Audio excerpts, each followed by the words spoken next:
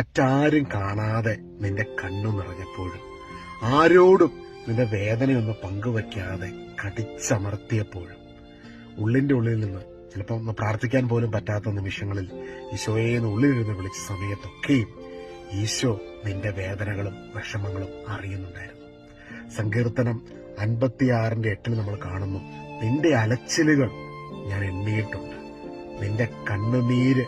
ഞാൻ കുപ്പിയിൽ ശേഖരിച്ചിട്ടുണ്ട്, അവ എന്റെ ഗ്രന്ഥത്തിലുണ്ട്. ചില ഉറക്കമില്ലാത്ത രാത്രികളിൽ കട്ടിലിൽ കിടന്ന് അങ്ങോട്ടും ഇങ്ങോട്ടും തിരിഞ്ഞും മറിഞ്ഞും കിടന്ന്, ദൈവമേ,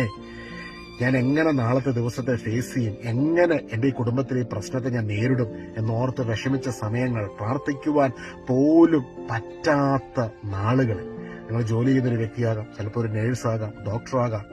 നിങ്ങൾ ജോലി ചെയ്യുന്ന സ്ഥലത്ത് നിങ്ങൾക്ക് ഒരുപാട് പ്രശ്നങ്ങൾ, അതിന്റെ ഇടയിൽ നിങ്ങൾ ചിലപ്പോൾ ഒരു നേഴ്സാണെങ്കിൽ ഒരു ട്രോളിയൊക്കെ തള്ളിക്കൊണ്ട് പോകുന്നതിന്റെ ഇടയ്ക്ക്, മെഡിസിൻ ട്രോളിയായിട്ട് പോകുന്നതിന്റെ ഇടയ്ക്ക്, ആ തിരക്കിനിടയിൽ ഈശോയേന്ന് ഉള്ളിന്റെ ഉള്ളിൽ നിന്ന് വിളിച്ച ആ നിമിഷങ്ങളിൽ ഒക്കെയും നിന്റെ കണ്ണുനീരിനെ, നിന്റെ അലച്ചിലുകളെ അറിയുന്നവൻ, അതിനെ എണ്ണിയവൻ, നിന്റെ കണ്ണുനീരിനെ കുപ്പിയിൽ ശേഖരിച്ചവൻ നിന്നെ അറിയുന്നു, അവൻ നിന്നെ മനസ്സിലാക്കുന്നു. നിന്റെ നീറുന്ന നൊമ്പരങ്ങൾക്ക് അവന് ഉത്തരം നൽകുവാൻ കഴിയും.